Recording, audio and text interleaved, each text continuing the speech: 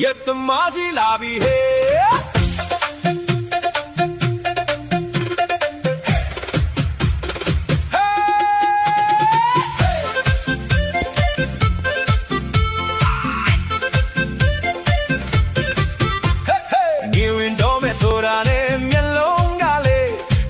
ချင်းတွေခေါ်တဲ့ကြတော့ရင်ခုန်တဲ့မီ